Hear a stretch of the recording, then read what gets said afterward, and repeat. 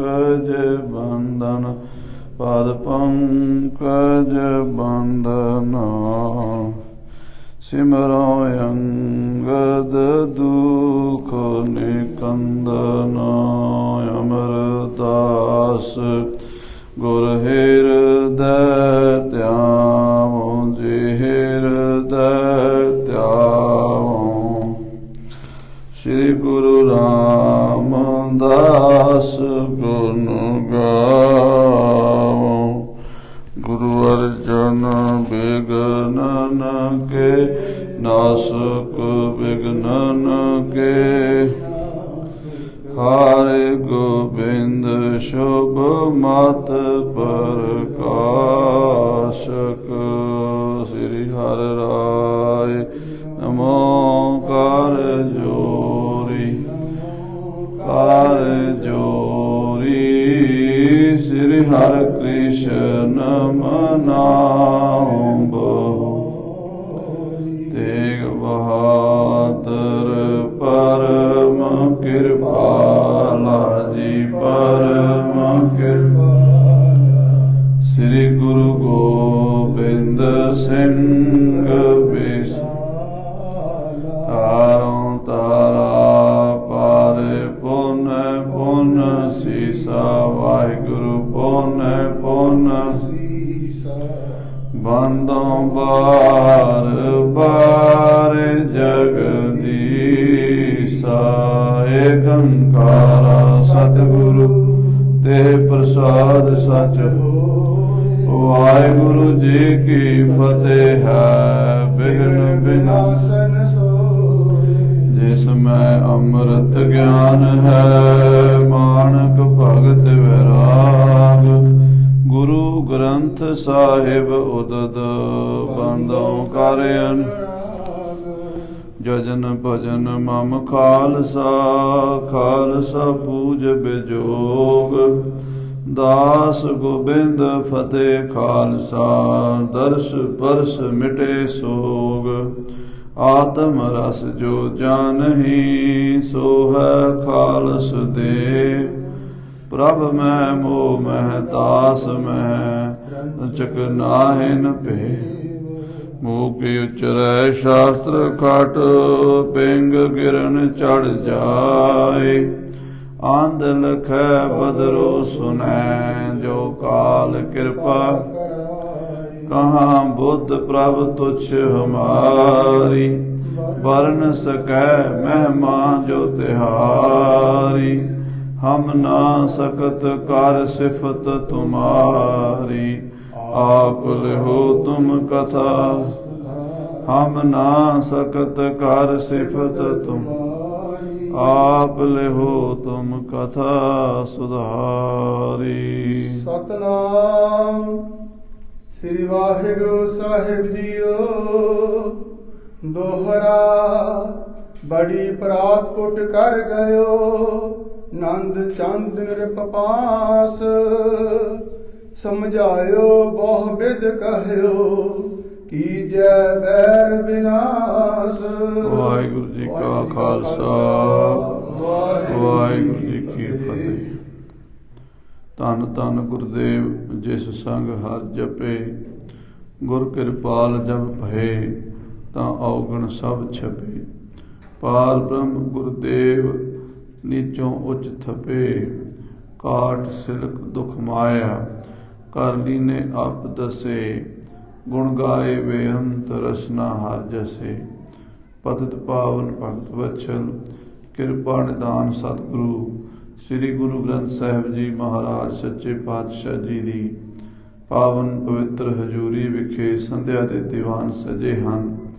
ਗੁਰੂ ਕੀ ਸੰਗਤ ਨੇ ਆਪਣੇ ਮਨੁੱਖਾ ਜੀਵਨ ਦੀਆਂ ਕੀਮਤੀ ਘੜੀਆਂ ਗੁਰੂ ਚਰਨਾਂ ਵਿੱਚ ਬੈਠ ਕੇ ਸਫਲੀਆਂ ਕੀਤੀਆਂ ਹਨ।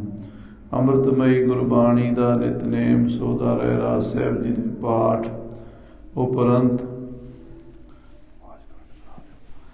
ਸਤਿਗੁਰੂ ਜੀ ਦੀ ਅੰਮ੍ਰਿਤਮਈ ਬਾਣੀ ਆਰਤੀ ਦੇ ਕੀਰਤਨ ਬੱਚਿਆਂ ਪਾਸੋਂ ਸਰਵਣ ਕੀਤੇ ਹਨ।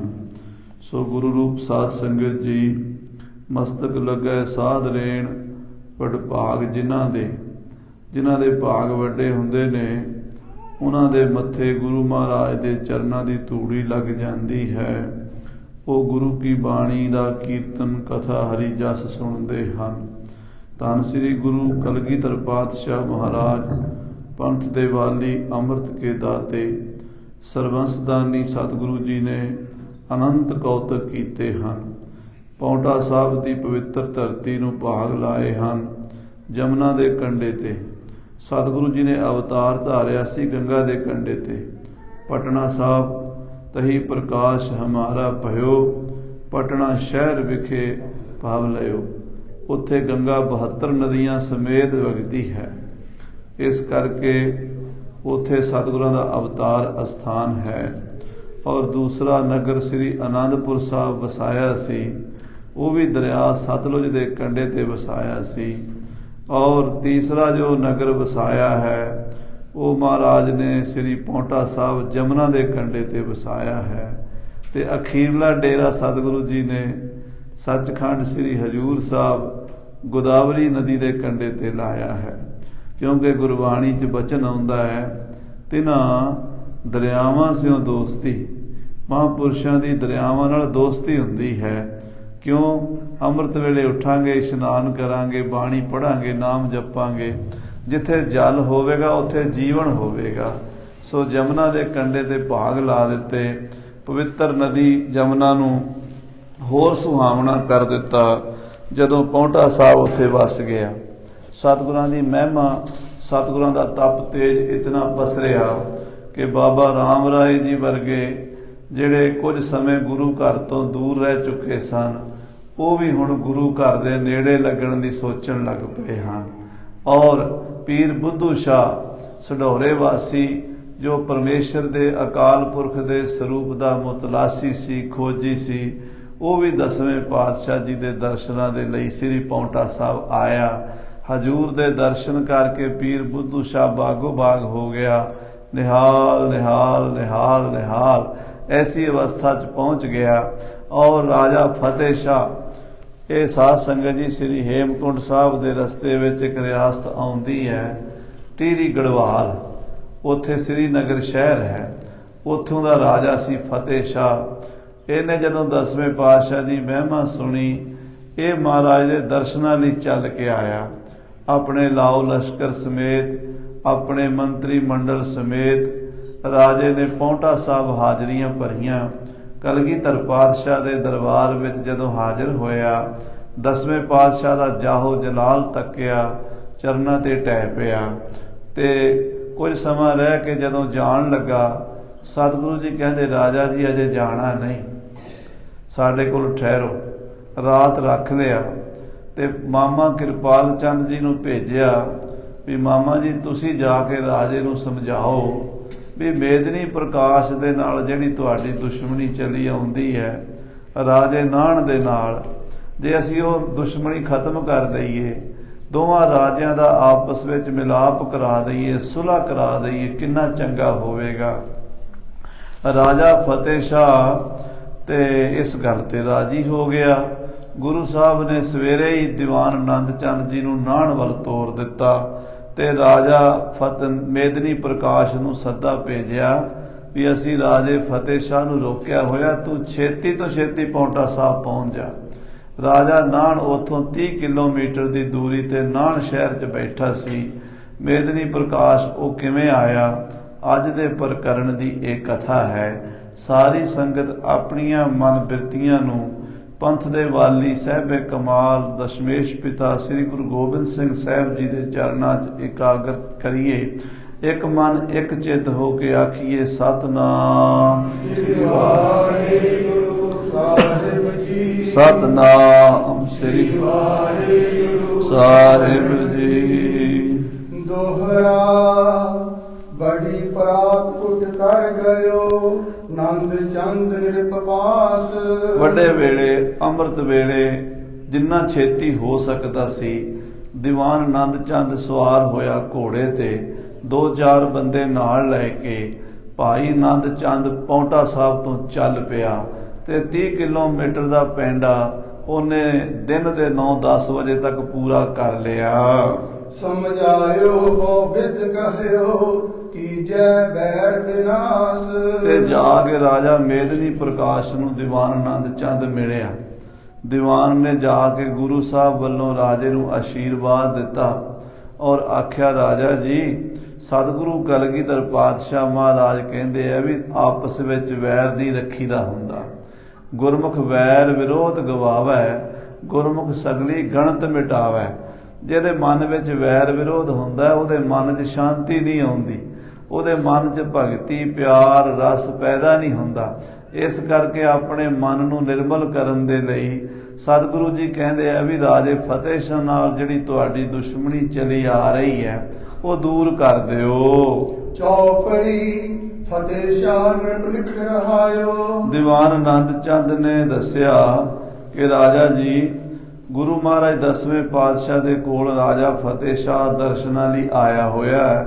ਉਹ ਵਾਪਸ ਜਾਣ ਲੱਗਾ ਸੀ ਪਰ 10ਵੇਂ ਪਾਤਸ਼ਾਹ ਨੇ ਰਾਜੇ ਫਤਿਹ ਸ਼ਾਹ ਨੂੰ ਪੌਂਟਾ ਸਾਹਿਬ ਰੋਕ ਲਿਆ ਹੈ। ਤੁਝ ਲੈ ਬਹਿਤ ਮੋਹਿ ਪਠਾਇਓ। ਤੇ ਤੁਹਾਨੂੰ ਲਿਆਉਣ ਵਾਸਤੇ ਮੈਨੂੰ ਭੇਜਿਆ ਹੈ, ਮੈਂ ਤੁਹਾਨੂੰ ਲੈਣ ਆਇਆ ਹਾਂ। ਕਲਗੀਧਰ ਪਾਤਸ਼ਾਹ ਉਡੀਕ ਰਹੇ ਨੇ, ਰਾਜਾ ਫਤਿਹ ਸ਼ਾਹ ਪੌਂਟੇ ਸਾਹਿਬ ਬੈਠਾ ਹੋਇਆ, ਇਸ ਕਰਕੇ ਤੁਸੀਂ ਦੇਰੀ ਨਾ ਕਰੋ ਤੇ ਛੇਤੀ ਛੇਤੀ ਮੇਰੇ ਨਾਲ ਪੌਂਟਾ ਸਾਹਿਬ ਚੱਲੋ। ਸਭ ਗਿਣਤੀ ਤਜ ਹੁਜੈ ਸਾਥ। ਸਾਰੀਆਂ ਗਿਣਤੀਆਂ ਮਿਣਤੀਆਂ ਛੱਡੋ, ਹੁਣ ਤੁਹਾਨੂੰ ਕੋਈ ਚਿੰਤਾ ਕਰਨ ਦੀ ਲੋੜ ਨਹੀਂ। ਸਿਰ ਉੱਪਰ ਠਾਡਾ ਗੁਰ ਸੂਰਾ, ਨਾਨਕ ਤਾਕੇ ਕਾਰਜ ਪੂਰਾ। ਹੁਣ ਫਿਕਰ ਮਹਾਰਾਜ ਕਲਗੀਧਰ ਪਾਤਸ਼ਾਹ ਨੂੰ ਹੈ, ਸਾਨੂੰ ਫਿਕਰ ਕਰਨ ਦੀ ਲੋੜ ਨਹੀਂ। ਤੁਸੀਂ ਸਾਰੀਆਂ ਗਿਣਤੀਆਂ ਮਿਣਤੀਆਂ ਛੱਡ ਕੇ ਮੇਰੇ ਨਾਲ ਹੋ ਚਲੋ। ਕਰਹਿ ਪ੍ਰਤੀਖਣ ਤੋ ਕਹੁ ਨਾਥ। ਸ੍ਰੀ ਗੁਰੂ ਮਹਾਰਾਜ 10ਵੇਂ ਪਾਤਸ਼ਾਹ ਕਲਗੀਧਰ ਪਿਤਾ ਜੀ ਤੁਹਾਨੂੰ ਉਡੀਕ ਰਹੇ ਨੇ ਸ੍ਰੀ ਪੌਂਟਾ ਸਾਹਿਬ ਦੇ ਵਿੱਚ। ਸੋ ਰਾਜਾ ਮੇਦਨੀ ਪ੍ਰਕਾਸ਼ ਜੀ ਤੁਸੀਂ ਛੇਤੀ ਨਾਲ ਪੌਂਟਾ ਸਾਹਿਬ ਅਪੜੋ। ਗੁਰ ਦਿਸ਼ਟੇ ਬਹੁ ਸਮਝਾਇਓ। ਤੇ ਦੀਵਾਨ ਆਨੰਦ ਚੰਦ ਨੇ ਰਾਜੇ ਮੇਦਨੀ ਪ੍ਰਕਾਸ਼ ਨੂੰ ਗੁਰੂ ਵੱਲੋਂ ਬੜਾ ਸਮਝਾਇਆ ਵੀ ਸਤਿਗੁਰੂ ਜੀ ਕਹਿੰਦੇ ਆ ਵੀ ਚਿੰਤਾ ਦੀ ਲੋੜ ਨਹੀਂ, ਫਿਕਰ ਨਹੀਂ ਕਰਨਾ, ਅਸੀਂ ਸਾਰਾ ਕੁਝ ਆਪ ਸੰਭਾਲਾਂਗੇ। ਅਸੀਂ ਰਾਜੇ ਫਤਿਹ ਸ਼ਾਹ ਨਾਲ ਤੇਰੀ ਸੁਲ੍ਹਾ ਕਰਾਵਾਂਗੇ। ਇਹ ਰੋਜ਼ ਦੀ ਲੜਾਈ ਜਿਹੜੀ ਤੁਹਾਡੀ ਚੱਲੀ ਆ ਰਹੀ ਹੈ, ਖਾਨਦਾਨੀ ਚੱਲੀ ਆ ਰਹੀ ਹੈ, ਇਹ ਖਤਮ ਹੋ ਜਾਏਗੀ। ਤੁਸੀਂ ਦੋਵੇਂ ਰਾਜੇ ਗਵੰਡੀ ਸੁਖ ਨਾਲ ਵਸੋਗੇ।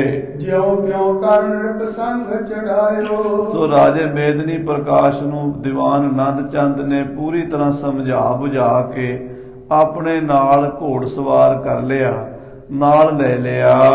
ਚੜਨਾ ਹੁਣ ਤੇ ਮਾਰਗ ਚਾਲਾ। ਮੇਦਨੀ ਪ੍ਰਕਾਸ਼ ਸਤਿਗੁਰਾਂ ਦੇ ਬਚਨਾਂ ਤੇ ਬੜਾ ਭਰੋਸਾ ਰੱਖਦਾ ਸੀ, ਬੜੀ ਸ਼ਰਧਾ ਰੱਖਦਾ ਸੀ। ਉਸੇ ਵੇਲੇ ਹੀ ਨਾਹਣ ਤੋਂ ਤਿਆਰ ਹੋ ਕੇ ਪੌਂਟਾ ਸਾਹਿਬ ਦੇ ਰਾਹ ਪੈ ਗਿਆ। ਸਾਥ ਅਨੀਕੈ ਲੀਨ ਵਿਸਾਲਾ। ਕਿਉਂਕਿ ਰਾਜੇ ਫਤਿਹ ਸ਼ਾਹ ਨਾਲ ਪੁਰਾਣੀ ਦੁਸ਼ਮਣੀ ਚੱਲ ਰਹੀ ਹੈ, ਉੱਥੇ ਕੋਈ ਗੜਬੜ ਨਾ ਹੋ ਜਾਵੇ। ਆਪਣੀ ਸੇਫਟੀ ਵਾਸਤੇ ਰਾਜੇ ਨੇ ਆਪਣੀ ਫੌਜ ਦੇ 94 ਯੋਧੇ ਚੰਗੇ ਤਿਆਰ ਪਰ ਤਿਆਰ ਸ਼ਸਤਰਧਾਰੀ ਸੂਰਮੇ ਨਾਲ ਲੈ ਲਏ। ਸਗਰੋ ਪੰਥ ਉਲੰਘਤ ਆਇਓ। ਰਾਜਾ ਮੇਦਨੀ ਪ੍ਰਕਾਸ਼ ਆਪਣੀ ਫੌਜ ਲੈ ਕੇ ਨਾਹਣ ਤੋਂ ਚੱਲਿਆ ਤੇ ਲਗਭਗ 30-35 ਕੋਹ ਦਾ ਜਿਹੜਾ ਪੈਂਡਾ ਹੈ ਉਹ ਬੜੀ ਛੇਤੀ ਨਾਲ ਟੱਪ ਕੇ ਸ੍ਰੀ ਪੌਂਟਾ ਸਾਹਿਬ ਪਹੁੰਚ ਗਿਆ।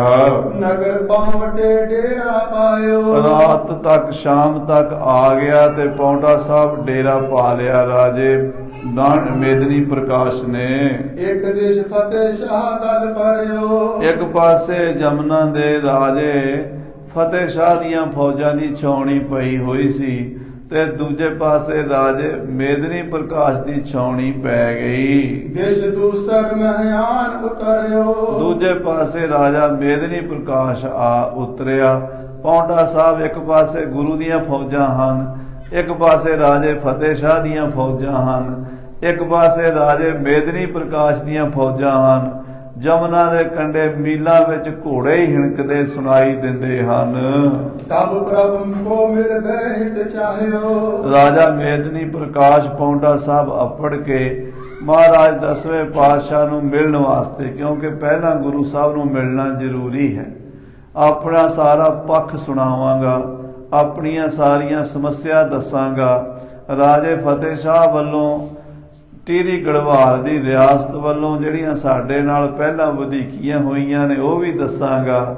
ਇਹ ਸੋਚ ਕੇ ਰਾਜਾ ਮੇਦਨੀ ਪ੍ਰਕਾਸ਼ ਗੁਰੂ ਸਾਹਿਬ ਨਾਲ ਮੁਲਾਕਾਤ ਕਰਨ ਗਿਆ ਹੈ। ਪ੍ਰਥਮ ਬੂਝ ਆਵਤ ਪਾਚ ਪਾਹਿਓ। ਗੁਰੂ ਸਾਹਿਬ ਤੋਂ ਪਤਾ ਲੈ ਕੇ ਟਾਈਮ ਪੁੱਛ ਕੇ, ਗੁਰੂ ਸਾਹਿਬ ਮੈਂ ਕੁਝ ਸਮਾਂ ਤੁਹਾਡੇ ਨਾਲ ਗੱਲਬਾਤ ਕਰਨੀ ਹੈ, ਮੈਨੂੰ ਦਰਸ਼ਨਾਂ ਦੀ ਆਗਿਆ ਬਖਸ਼ੋ।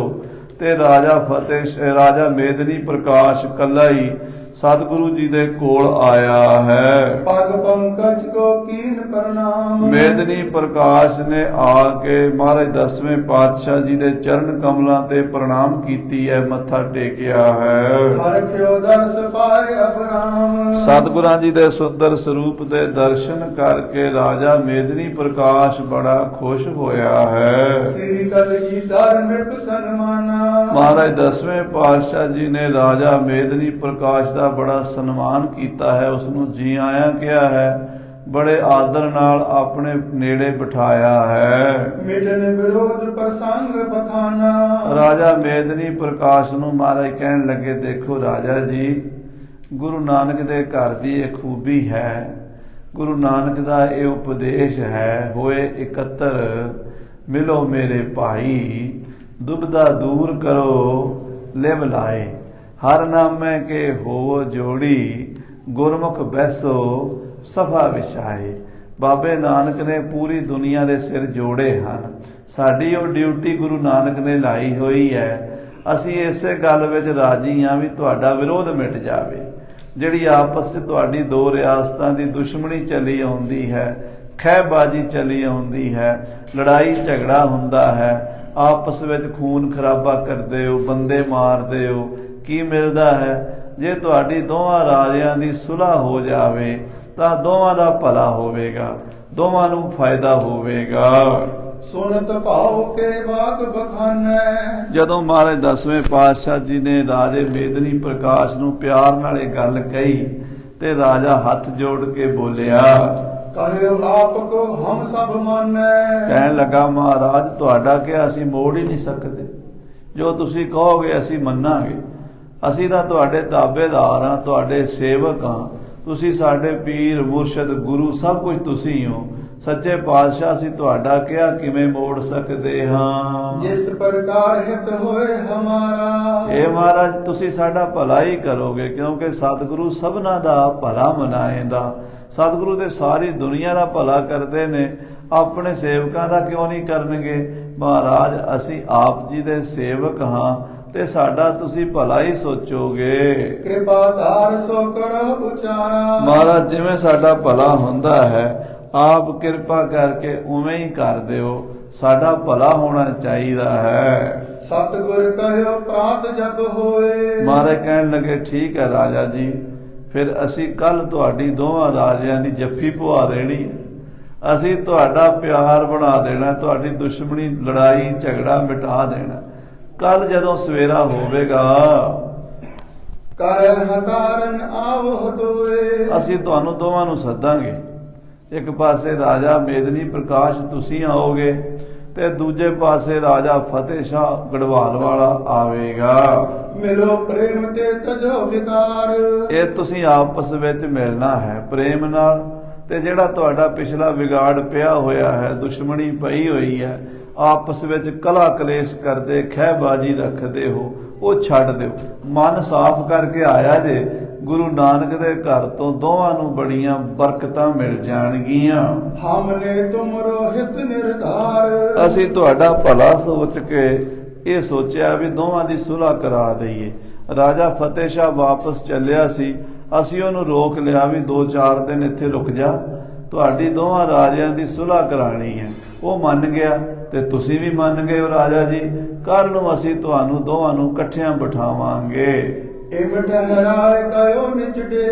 ਇਸ ਤਰ੍ਹਾਂ ਸ੍ਰੀ ਗੁਰੂ ਗੋਬਿੰਦ ਸਿੰਘ ਸਾਹਿਬ ਕਲਗੀਧਰ ਜੀ ਨੇ ਰਾਜੇ ਮੇਦਨੀ ਪ੍ਰਕਾਸ਼ ਨੂੰ ਪੱਕਿਆਂ ਕਰ ਦਿੱਤਾ ਵੀ ਸਵੇਰੇ ਤੁਹਾਡੀ ਦੋਵਾਂ ਦੀ ਫਤਿਹ ਸ਼ਾਹ ਦੀ ਤੇ ਤੇਰੀ ਮੁਲਾਕਾਤ ਹੋਣੀ ਹੈ ਤੇ ਤੂੰ ਸਮੇਂ ਨਾਲ ਆ ਜਾਣਾ।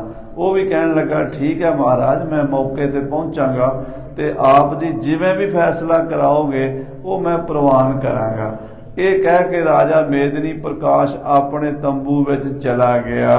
फेरे दौन दिस मनुज बडेरे। ਉਧਰ ਰਾਜਾ ਫਤਿਹ ਸ਼ਾਹ ਦੇ ਬੰਦੇ ਉਹ ਵੀ ਗੁਰੂ ਸਾਹਿਬ ਕੋਲ ਆਉਂਦੇ ਨੇ, ਮੇਦਨੀ ਪ੍ਰਕਾਸ਼ ਦੇ ਬੰਦੇ ਵੀ ਗੁਰੂ ਸਾਹਿਬ ਕੋਲ ਆਉਂਦੇ ਨੇ ਤੇ ਆਪਸ ਵਿੱਚ ਇੱਕ ਦੂਜੀ ਨਾਲ ਗੱਲਬਾਤ ਚੱਲ ਰਹੀ ਹੈ। सुपद सकल सरवरी बिताई। ਸੁੱਖ ਨਾਲ ਰਾਤ ਸੌਂ ਕੇ ਦੋਵਾਂ ਰਾਜਿਆਂ ਨੇ ਆਪਣੇ ਆਪਣੇ ਕੈਂਪਾਂ ਵਿੱਚ ਬਤੀਤ ਕੀਤੀ ਹੈ।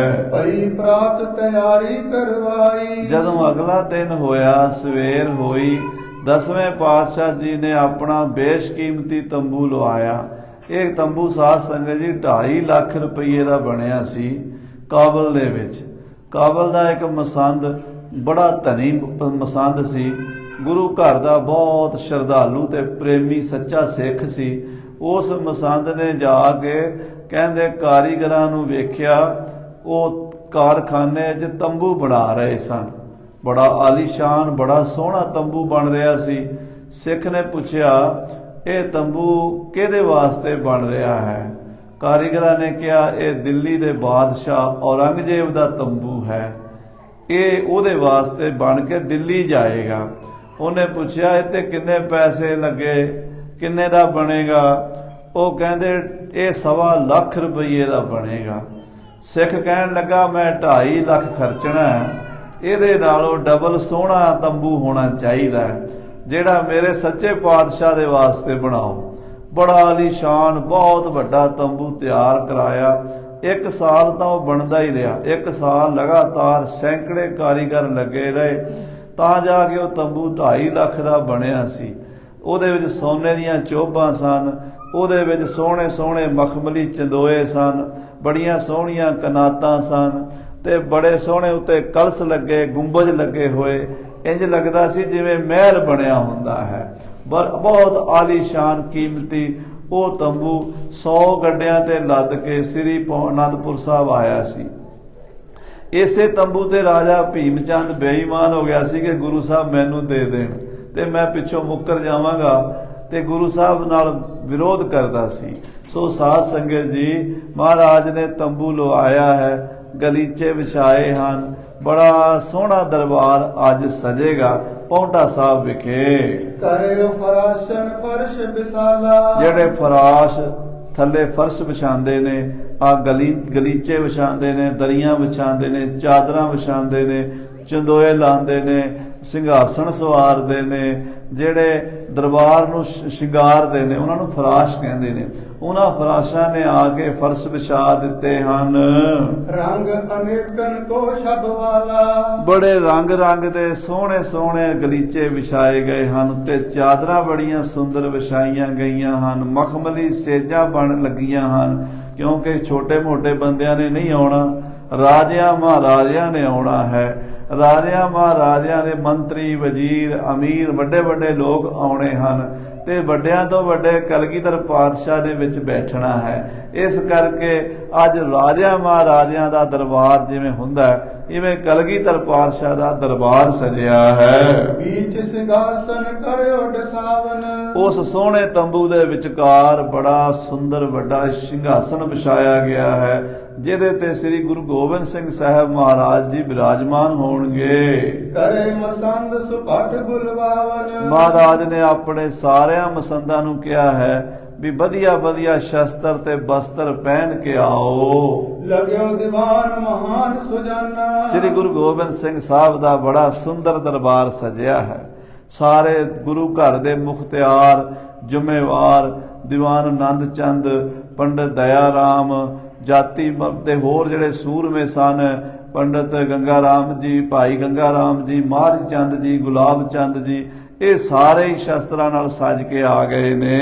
बस्तर शस्त्र ते छब जेह जन जनाना। ਮਹਾਰਾਜ ਦੇ ਕੋਲ ਆਏ ਜਿਹੜੇ ਦਰਬਾਰੀ ਵਸਤਰਾਂ ਸ਼ਸਤਰਾਂ ਨਾਲ ਬੜੇ ਸਜੇ ਹੋਏ ਹਨ। ਸੋਹਣੇ ਕੀਮਤੀ ਚੋਲੇ, ਮਖਮਲੀ ਚੋਲੇ, ਬੜੇ ਸੁੰਦਰ ਕਢਾਈ ਵਾਲੇ ਸੁੰਦਰ ਚੋਲੇ, ਚੀਰੇ ਵਾਲੀਆਂ ਸੋਹਣੀਆਂ ਪੱਗਾਂ ਬੰਨ੍ਹ ਕੇ ਆਏ ਹਨ।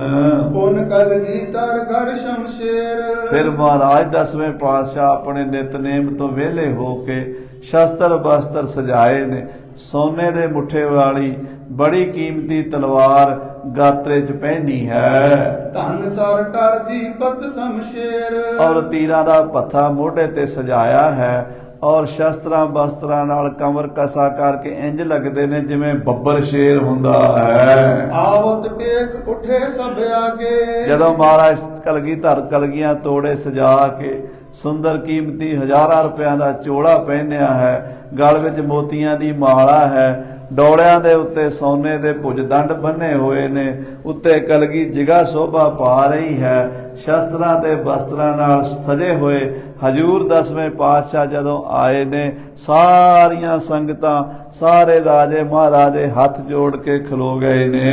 ਬੰਦਤ ਅਨੁਰਾਗੇ ਪਗ ਲਾਗੇ, ਸਾਰਿਆਂ ਨੇ ਮਹਾਰਾਜ ਨੂੰ ਬੜੇ ਪ੍ਰੇਮ ਨਾਲ ਚਰਨਾਂ 'ਚ ਮੱਥਾ ਟੇਕਿਆ, ਨਮਸਕਾਰ ਕੀਤੀ ਹੈ 10ਵੇਂ ਪਾਤਸ਼ਾਹ ਜੀ ਦੇ। ਬੈਠੇ ਪੁਨ ਸੁੰਦਰ ਸਿੰਘਾਸਨ, ਮਹਾਰਾਜ ਆ ਕੇ ਆਪਣੇ ਸੁੰਦਰ ਸਿੰਘਾਸਣ ਤੇ ਬਿਰਾਜਮਾਨ ਹੋ ਗਏ ਨੇ, ਨਿਕਟ ਨਿਠੁਰ ਬੜ ਧਰਿਓ ਸਰਾਸਨ, ਔਰ ਆਪਣਾ ਬੜਾ ਭਾਰੀ ਕਠੋਰ ਧਨੁਸ਼ ਬਾਣ ਉਹ ਆਪਣੇ ਸਾਹਮਣੇ ਰੱਖ ਲਿਆ, ਕੋਲ ਰੱਖ ਲਿਆ ਪਲੰਗ ਦੇ ਉੱਤੇ। ਚਮਰ ਟਰਨ ਲਾਗਿਓ ਚੋਹ ਫੇਰੇ, ਔਰ ਮਹਾਰਾਜ ਦੇ ਚੌਰ ਬਰਦਾਰ ਹੱਥ ਵਿੱਚ ਸੋਨੇ ਦੇ ਮੁੱਠਿਆਂ ਵਾਲੇ ਚੌਰ ਲੈ ਕੇ ਦੋਵਾਂ ਪਾਸਿਆਂ ਤੋਂ ਸੀਸ ਤੇ ਚੌਰ ਕਰਦੇ ਹਨ।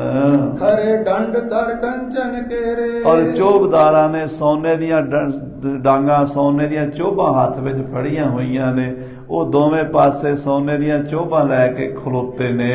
ਰਾਜ ਸਾਜ ਇਤਿਆਦਿਕ ਸਾਰਾ, ਜੋ ਰਾਜਿਆਂ ਦਾ ਦਰਬਾਰ ਹੋਣਾ ਚਾਹੀਦਾ, ਜਿਵੇਂ ਮਹਾਰਾਜੇ ਬਾਦਸ਼ਾਹ ਬੈਠਦੇ ਹਨ, ਇਸ ਤਰ੍ਹਾਂ ਰਾਜਨ ਕੇ ਰਾਜਾ ਮਹਾਰਾਜਨ ਕੇ ਮਹਾਰਾਜਾ ਸਾਹਿਬ ਕਲਗੀਧਰ ਜੀ ਆਪਣੇ ਤਖਤ ਤੇ ਬੈਠੇ ਹਨ। ਦੀਪਤ ਸਤਿਗੁਰ ਕੇ ਦਰਬਾਰਾ, ਮਹਾਰਾਜ ਦਾ ਦਰਬਾਰ ਸੋਭਾ ਪਾ ਰਿਹਾ ਹੈ। ਸ੍ਰੀ ਗੁਰੂ ਗੋਬਿੰਦ ਸਿੰਘ ਸਾਹਿਬ ਜੀ ਦੇ ਦਰਬਾਰ ਦੀ ਹਰ ਗੱਲ ਹੀ ਨਿਆਰੀ ਹੈ।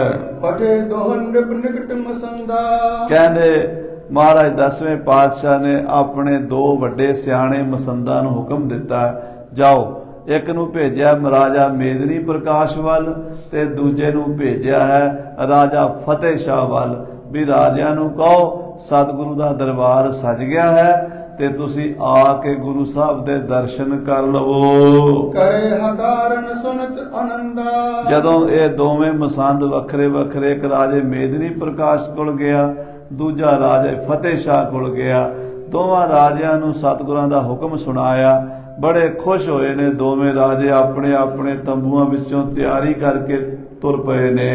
ਨਿਜ ਨਿਜ ਸੈਨਾ ਲੈ ਸਮੁਦਾਏ, ਆਪਣੀ ਆਪਣੀ ਫੌਜ ਦੇ 94 ਜਵਾਨ, 94 ਮੰਤਰੀ, 94 ਪ੍ਰਧਾਨ ਸਿਆਣੇ ਸਲਾਹਕਾਰ ਆਪਣੇ ਆਪਣੇ ਮੰਤਰੀ ਮੰਡਲ ਨੂੰ ਨਾਲ ਲੈ ਕੇ ਦੋਵੇਂ ਰਾਜੇ ਚੱਲ ਪਏ ਨੇ। ਦੋਹ ਦੇਸ਼ ਤੇ ਦੋਨੋਂ ਚੱਲ ਆਏ, ਇੱਕ ਪਾਸਿਓਂ ਰਾਜਾ ਮੇਦਨੀ ਪ੍ਰਕਾਸ਼ ਆਪਣੇ ਮੰਤਰੀ ਮੰਡਲ ਸਮੇਤ ਆਪਣੀ ਸੈਨਾ ਸਮੇਤ ਤੁਰਿਆ ਆਉਂਦਾ ਹੈ, ਦੂਜੇ ਪਾਸੇ ਰਾਜਾ ਫਤਿਹ ਸ਼ਾਹ ਆਪਣੇ ਮੰਤਰੀ ਮੰਡਲ ਸਮੇਤ ਆਇਆ ਹੈ। ਪਦ ਅਰਬਿੰਦ ਬੰਦ ਨਾ ਕਰੇ, ਆ ਕੇ ਸ੍ਰੀ ਗੁਰੂ ਗੋਬਿੰਦ ਸਿੰਘ ਸਾਹਿਬ ਜੀ ਦੇ ਚਰਨ ਕਮਲਾਂ ਤੇ ਦੋਵਾਂ ਰਾਜਿਆਂ ਨੇ ਮੱਥਾ ਟੇਕਿਆ ਹੈ। ਸਨਮਾਨੇ ਸਭ ਕੇ ਮਦ ਤੇਰੇ, ਮਹਾਰਾਜ 10ਵੇਂ ਪਾਤਸ਼ਾਹ ਨੇ ਦੋਵਾਂ ਰਾਜਿਆਂ ਨੂੰ ਜੀ ਆਇਆਂ ਕਿਹਾ ਹੈ, ਬੜਾ ਉਹਨਾਂ ਦਾ ਸਨਮਾਨ ਕੀਤਾ ਹੈ। ਤੇ ਇੱਕ ਪਾਸੇ ਰਾਜੇ ਮੇਦਨੀ ਪ੍ਰਕਾਸ਼ ਨੂੰ ਬਿਠਾ ਲਿਆ ਹੈ ਤੇ ਇੱਕ ਪਾਸੇ ਰਾਜੇ ਫਤਿਹ ਸ਼ਾਹ ਨੂੰ ਬਿਠਾ ਲਿਆ ਹੈ। ਸਤਿਗੁਰ ਕਹਿਓ ਪਰਸਪਰ ਕੌਰੀ, ਤੇ ਮਹਾਰਾਜ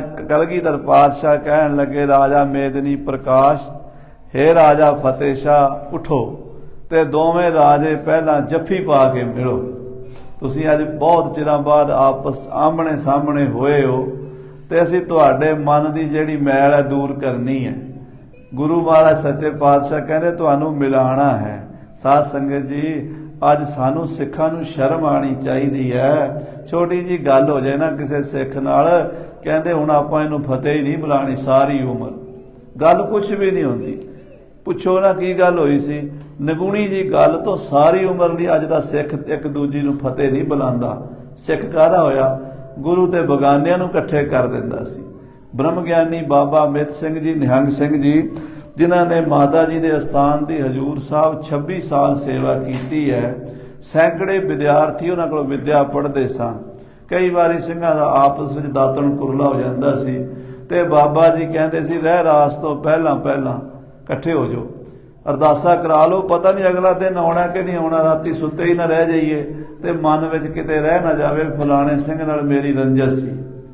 ਕਿੱਡੇ ਵੱਡੇ ਮਹਾਂਪੁਰਸ਼ਾਂ ਨੂੰ ਇਹ ਪੰਥ ਵਿੱਚ ਚੱਲੀ ਆ ਰਹੀ ਮਰਜ਼ਾਦਾ ਹੈ, ਪਰ ਅੱਜ ਕੋਈ ਦੱਸਦਾ ਨਹੀਂ, ਕੋਈ ਕਰਦਾ ਨਹੀਂ, ਤੇ ਸਾਰੇ ਐਵੇਂ ਹੀ ਮੁੱਛਾਂ ਨੂੰ ਵੱਟਦੇ ਹੀ ਫਿਰਦੇ ਆ ਵੀ ਮੈਂ ਕਿਸੇ ਤੋਂ ਘੱਟ ਕੋਈ ਨਹੀਂ। ਪਰ ਇੱਥੇ ਜਿਹੜਾ ਗੁਰੂ ਘਰ 'ਚ ਵਡਿਆਈ ਮਿਲਦੀ ਹੈ ਨਾ, ਉਹ ਨੀਵਿਆਂ ਨੂੰ ਮਿਲਦੀ ਹੈ। ਜਿਹੜਾ ਇੱਥੇ ਮਨ ਨੀਵਾਂ ਕਰ ਲੇਗਾ ਉਹਦੀ ਮੱਤ ਉੱਚੀ ਹੋ ਜਾਏਗੀ। ਆਖੋ ਸਤਨਾਮ ਸ੍ਰੀ ਵਾਹਿਗੁਰੂ। ਸਤਿਗੁਰੂ ਕਹਿਣ ਲੱਗੇ ਰਾਜਾ ਫਤਿਹ ਸ਼ਾਹ ਉਠੋ, ਰਾਜਾ ਮੇਦਨੀ ਪ੍ਰਕਾਸ਼ ਜੀ ਤੁਸੀਂ ਵੀ ਉਠੋ, ਤੇ ਦੋਵੇਂ ਰਾਜੇ ਭਰਾਵਾਂ ਤਰ੍ਹਾਂ ਜੱਫੀ ਪਾ ਕੇ ਮਿਲੋ। ਭਰ ਕਰ ਮਿਲੋ ਮੁੱਦਤ ਇਸ ਠੌਰੀ। ਸਾਡੀ ਖੁਸ਼ੀ ਲੈਣੀ ਹੈ ਨਾ, ਜੇ ਗੁਰੂ ਨਾਨਕ ਦੀਆਂ ਖੁਸ਼ੀਆਂ ਲੈਣੀਆਂ ਨੇ ਤੇ ਮਨ ਦੀ ਸਾਰੀ ਮੈਲ ਲਾਹ ਕੇ ਇਕੱਠੇ ਹੋ ਜਾਓ ਤੇ ਪਿਆਰ ਨਾਲ ਜੱਫੀ ਪਾ ਕੇ ਮਿਲੋ। ਬਦਿਓ ਵਿਰੋਧ ਛੋਰ ਸਭ ਦੀਜੈ। ਅੱਜ ਤੱਕ ਪਿਛਲੀਆਂ ਜਿੰਨੀਆਂ ਵੀ ਗੱਲਾਂ ਨੇ, ਤੁਹਾਡੇ ਵੈਰ ਵਿਰੋਧ ਨੇ, ਤੁਹਾਡੀਆਂ ਲੜਾਈਆਂ ਝਗੜੇ ਹੱਦਾਂ ਬੰਦੀਆਂ ਨੇ, ਹੋਰ ਕਈ ਮਸਲੇ ਨੇ, ਉਹ ਸਾਰੇ ਛੱਡ ਦਿਓ। ਦੋਵੇਂ ਰਾਜੇ ਮਨ ਸਾਫ਼ ਕਰ ਲਵੋ। ਪ੍ਰਥਮ ਭਾਰਤਾ ਨਹਿ ਸਿਮਰਿਜੈ। ਪਿਛਲੀਆਂ ਗੱਲਾਂ ਚੇਤੇ ਨਾ ਕਰੋ ਤੇ ਗੁਰੂ ਕੇ ਪਿਆਰੇ ਸਿੱਖ ਬਣ ਜਾਓ। ਮਾਨ ਹੁਕਮ ਦੋਨੋਂ ਉਠ ਕਰਕੇ। ਮਹਾਰਾਜ 10ਵੇਂ ਪਾਤਸ਼ਾਹ ਗੁਰੂ ਗੋਬਿੰਦ ਸਿੰਘ ਜੀ ਦਾ ਹੁਕਮ, ਕਿਉਂਕਿ ਸਾਧ ਸੰਗਤ ਜੀ ਮਹਾਂਪੁਰਸ਼ਾਂ ਦੇ ਬੋਲਾਂ 'ਚ ਸ਼ਕਤੀ ਵੀ ਹੁੰਦੀ ਹੈ, ਮਹਾਂਪੁਰਸ਼ਾਂ ਦੇ ਪਾਵਰ ਹੁੰਦੀ ਹੈ, ਕੋਈ ਮੋੜ ਨਹੀਂ ਸਕਦਾ। ਕਲਗੀਧਰ ਪਾਤਸ਼ਾਹ ਕਹਿਣ ਤੇ ਕੋਈ ਰਾਜਾ ਨਾ ਕਿਵੇਂ ਕਰ ਜਾਂਦਾ। ਰਾਜਾ ਮੇਦਨੀ ਪ੍ਰਕਾਸ਼ ਵੀ ਉੱਠ ਖੜਾ ਹੋਇਆ ਤੇ ਰਾਜਾ ਫਤਿਹ ਸ਼ਾਹ ਵੀ ਉੱਠ ਖੜਾ ਹੋਇਆ। ਮਿਲ ਆਪਸ ਮਹਿ ਬੈਰ ਬਿਸਰ ਕੇ। ਦੋਵੇਂ ਜੱਫੀ ਪਾ ਕੇ ਮਿਲੇ, ਆਪਸ ਵਿੱਚ ਵੈਰ ਵਿਰੋਧ ਖਤਮ ਕਰ ਲਿਆ। ਬੰਧਨ ਕਰ ਬੈਠੇ ਸਤਿਗੁਰ ਕੋ। ਫਿਰ ਦੋਵਾਂ ਨੇ ਆਪਸ ਜੱਫੀ ਪਾਣ ਤੋਂ ਬਾਅਦ 10ਵੇਂ ਪਾਤਸ਼ਾਹ ਨੂੰ ਦੁਬਾਰਾ ਫਿਰ ਮੱਥਾ ਟੇਕਿਆ। ਪਹਿਲਾਂ ਤਾਂ ਮੱਥਾ ਟੇਕਿਆ ਹੀ ਸੀ, ਆਏ ਸੀ, ਬੈਠ ਗਏ ਸੀ ਆਪਣੇ ਆਪਣੇ ਪਾਸੇ। ਜਦੋਂ ਮਹਾਰਾਜ ਨੇ ਜੱਫੀ ਪਵਾਤੀ, ਦੋਵਾਂ ਦਾ ਆਪਸ ਵਿੱਚ ਮਿਲਾਪ ਕਰਾਤਾ, ਉਹਨਾਂ ਨੇ ਸ਼ੁਕਰਾਨੇ ਵਜੋਂ ਫਿਰ ਚਰਨਾਂ ਦੇ ਸਿਰ ਧਰ ਕੇ ਆਖਿਆ ਮਹਾਰਾਜ ਤੁਹਾਡਾ ਧੰਨਵਾਦ ਹੈ ਜੋ ਤੁਸੀਂ ਸਾਡੇ ਵੈਰ ਵਿਰੋਧ ਖਤਮ ਕਰ ਦਿੱਤੇ ਨੇ, ਸਾਡੀ ਸੁਲ੍ਹਾ ਕਰਾ ਦਿੱਤੀ ਹੈ। ਭੇਦ ਮਿਟਾਏ ਅਨੰਤ ਪਰ ਉਰ ਕੋ। ਮਨ ਦੇ ਭਰਮ ਭੇਦ ਮਿਟਾ ਦਿੱਤੇ ਨੇ, ਮਨ ਸਾਡਾ ਖੁਸ਼ ਹੋ ਗਿਆ ਹੈ। ਸਾਡੇ ਮਨ ਦੀ ਚਿੰਤਾ, ਮਨ ਦਾ ਫਿਕਰ ਐਵੇਂ ਹੀ ਬਿਨਾਂ ਮਤਲਬ ਦੇ, ਸਾਧ ਸੰਗਤ ਜੀ ਜਦੋਂ ਕਿਸੇ ਨਾਲ ਖਹਿਬਾਜੀ ਹੋਵੇ ਨਾ ਤੇ ਮਨ ਸ਼ਾਂਤ ਨਹੀਂ ਹੁੰਦਾ। ਭਾਵੇਂ ਜਿੰਨਾ ਮਰਜ਼ੀ ਆਪਾਂ ਨਿਤਨੇਮ ਕਰੀਏ, ਬਾਣੀ ਪੜ੍ਹੀਏ, ਉਹ ਬੰਦਾ ਸਾਹਮਣੇ ਆਵੇ ਤੇ ਫਿਰ ਮਨ ਚੋਂ ਖਿਆਲ ਆ ਜਾਂਦਾ, ਮਨ ਦੀ ਬੇਚੈਨੀ ਹੁੰਦੀ ਹੈ। ਅੱਜ ਕੱਲ ਇਹੀ ਅਸੀਂ ਇਸ ਚੀਜ਼ ਨੂੰ ਪਾਲ ਰਹੇ ਹਾਂ, ਜਦੋਂ ਕਿ ਇਹਨੂੰ ਕੱਢਣਾ ਚਾਹੀਦਾ। ਮੈਨੂੰ ਇੱਕ ਸਿੰਘ ਦੀ ਗੱਲ ਨਹੀਂ ਭੁੱਲਦੀ, ਉੱਥੇ ਇੰਗਲੈਂਡ ਕਹਿੰਦਾ ਬਾਬਾ ਜੀ ਉਹ ਬੰਦਾ ਜਿਹੜਾ ਆਉਂਦਾ ਨਾ ਉਹਨੂੰ ਵੇਖ ਕੇ ਮੈਨੂੰ ਬੜੀ ਅੱਗ ਲੱਗਦੀ ਹੈ। ਮੈਂ ਕਿਹਾ ਕਮਾਲ ਹੋ ਗਈ, ਜੇ ਗੁਰਦੁਆਰੇ ਬੈਠੇ ਤੈਨੂੰ ਅੱਗ ਲੱਗਦੀ ਹੈ ਤੇ ਫਿਰ ਤੈਨੂੰ ਠੰਡ ਕਿੱਥੇ ਪੈਣੀ ਹੈ। ਇਸ ਇੱਕ ਬੰਦੇ ਦਾ ਹਾਲ ਨਹੀਂ ਹੈ, ਇਹ ਅੱਜ ਕੱਲ ਸਾਡੇ ਸਮਾਜ ਵਿੱਚ ਹੀ ਵਾਇਰਸ ਫੈਲਿਆ ਹੋਇਆ। ਇਹ ਕਰੋਨਾ ਨਾਲੋਂ ਵੀ ਮਾੜਾ ਹੈ। ਇਹ ਜਿਹੜਾ ਵਾਇਰਸ ਹੈ ਨਾ, ਇਹਨੂੰ ਅੰਦਰੋਂ ਕੱਢੋ। ਇਹਨੂੰ ਕਹਿੰਦੇ ਨੇ ਈਰਖਾ ਮਤਸਰ ਦਾ ਵਾਇਰਸ, ਰਾਗ ਦਵੇਸ਼ ਦਾ ਮਤ। ਇਹਨੂੰ ਕੱਢ ਕੇ ਜਦੋਂ ਆਪਾਂ ਮਨ ਸਾਫ਼ ਕਰਾਂਗੇ ਤੇ ਮਨ ਸ਼ੁੱਧ ਹੋਵੇਗਾ। ਸੱਚੇ ਪਾਤਸ਼ਾਹ ਮਹਾਰਾਜ ਕਲਗੀਧਰ ਪਾਤਸ਼ਾਹ ਨੂੰ ਮੱਥਾ ਟੇਕ ਕੇ ਮਨ ਦੇ ਭੇਦ ਮਿਟਾ ਕੇ ਦੋਵੇਂ ਰਾਜੇ ਠੰਡੇ ਠਾਰ ਹੋ ਗਏ ਨੇ। ਕਰੇ ਪ੍ਰੇਮ ਕੀ ਬਾਤ ਬਹੋਰੀ। ਹੁਣ ਮਹਾਰਾਜ ਦੇ ਸਾਹਮਣੇ ਬਹਿ ਕੇ ਦੋਵੇਂ ਰਾਜੇ ਪ੍ਰੇਮ ਦੀਆਂ ਗੱਲਾਂ ਕਰਨ ਲੱਗ ਪਏ ਨੇ। ਕਿਤੇ ਤੇ ਕਹਿਰੀ ਅੱਖ ਨਾਲ ਵੇਖਦੇ ਸੀ ਇੱਕ ਦੂਜੀ ਨੂੰ, ਲੜਦੇ ਸੀ, ਝਗੜਦੇ ਸੀ, ਖੂਨ ਖਰਾਬੇ ਹੁੰਦੇ ਸੀ ਹੱਦਬੰਦੀਆਂ ਤੇ। ਕਦੀ ਰਾਜੇ ਫਤਿਹ ਸ਼ਾਹ ਦੇ ਬੰਦੇ ਮਰਦੇ ਸੀ, ਕਦੀ ਰਾਜੇ ਮੇਦਨੀ ਪ੍ਰਕਾਸ਼ ਦੇ ਬੰਦੇ ਮਰਦੇ ਸੀ। ਅੱਜ ਦੋਵਾਂ ਦਾ ਮਿਲਾਪ ਕਰਾ ਦਿੱਤਾ, ਆਪਸ ਵਿੱਚ ਪ੍ਰੇਮ ਦੀ ਵਾਰਤਾ ਕਰਨ ਲੱਗੇ ਹਨ। ਦੇਖ ਦੇਖ ਸ਼੍ਰੀ ਪ੍ਰਭ ਕੀ ਔਰੀ। ਮਹਾਰਾਜ 10ਵੇਂ ਪਾਤਸ਼ਾਹ ਨੂੰ ਵੇਖਦੇ ਨੇ, ਮਹਾਰਾਜ ਕਲਗੀਧਰ ਪਾਤਸ਼ਾਹ ਦਾ ਜਾਹੋ ਜਲਾਲ ਵੇਖਦੇ ਨੇ, ਉਹਨਾਂ ਦੀ ਸੁੰਦਰਤਾ ਵੇਖਦੇ ਨੇ, ਉਹਨਾਂ ਦੇ ਸਰੀਰ ਦੀ ਬਣਤਰ ਵੇਖਦੇ ਨੇ। ਮਹਾਰਾਜ ਦੇ ਸਰੀਰ ਦੀ ਬਣਤਰ ਸੀ ਜਿਵੇਂ ਐਨ ਅੰਗ ਅੰਗ ਵੱਖਰਾ ਦਿਸਦਾ ਸੀ, ਛਾਤੀ ਵੱਖਰੀ, ਡੌਲੇ ਵੱਖਰੇ। ਮਹਾਰਾਜ ਕਮਾਈ ਕੀਤੀ ਸਰੀਰ ਦੀ, ਸਾਰਾ ਦਿਨ ਸ਼ਸਤਰ ਵਿਦਿਆ ਦਾ ਅਭਿਆਸ ਕਰਨਾ, ਘੋੜਸਵਾਰੀ ਕਰਨੀ, ਕਸਰਤਾਂ ਕਰਨੀਆਂ। ਮਹਾਰਾਜ ਸੱਚੇ ਪਾਤਸ਼ਾਹ ਦਾ ਸਰੀਰ ਜਿਵੇਂ 6ਵੇਂ ਪਾਤਸ਼ਾਹ ਨੇ ਆਪਣਾ ਸਰੀਰ ਬਣਾਇਆ ਸੀ, ਜਿਵੇਂ 9ਵੇਂ ਪਾਤਸ਼ਾਹ ਮਹਾਰਾਜ ਜਵਾਨ ਸਨ, ਉਵੇਂ ਹੀ 10ਵੇਂ ਪਾਤਸ਼ਾਹ ਮਹਾਰਾਜ ਬੜੇ ਸੁੰਦਰ ਸਨ।